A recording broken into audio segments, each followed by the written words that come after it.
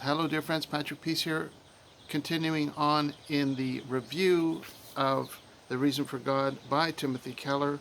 Today we are going to be covering chapters 9 and 10. And I have to confess, chapter 9 was above my head. So I have to admit, I wasn't able to keep up with the level of discussion in chapter 9.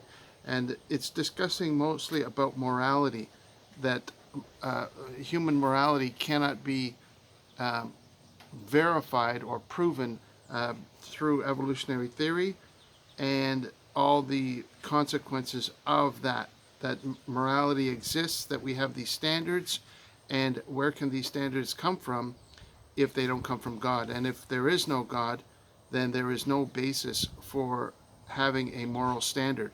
And that all the discussion that surrounds that, the topic was just too difficult for me. I tried to read through the chapter, but without scripture, I found it was just too esoteric. It was too philosophical, even though I consider myself a philosopher.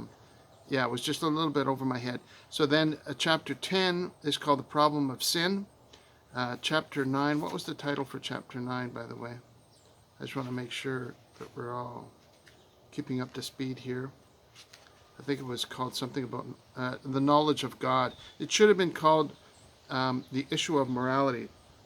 It's called the knowledge of God, chapter 9. And then chapter 10 is called the problem of sin.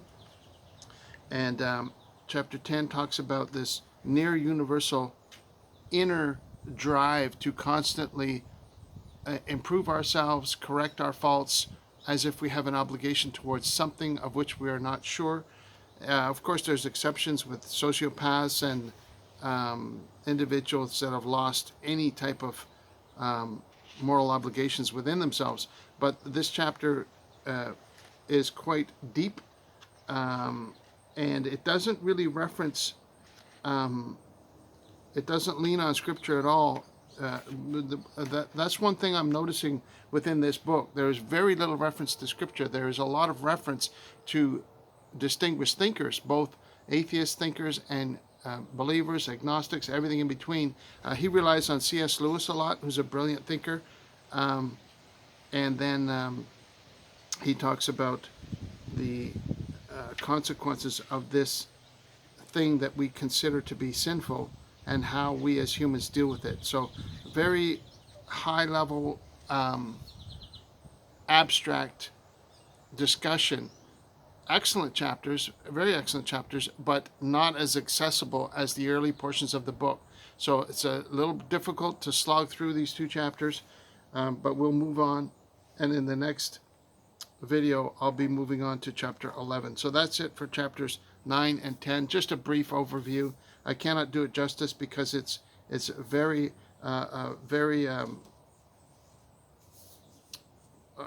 complex topics, and that cannot easily be summarized in a short video. So anyway, that's it for today. Chapters 9 and 10. We shall see you again in the near future. I'm not sure when I'll be able to get into the next chapter, but hopefully it'll be soon. I hope you're doing well wherever you are. I hope you're able to spend time with people you love. Thank you so much for watching. God bless you. Have yourself a wonderful day. Bye for now.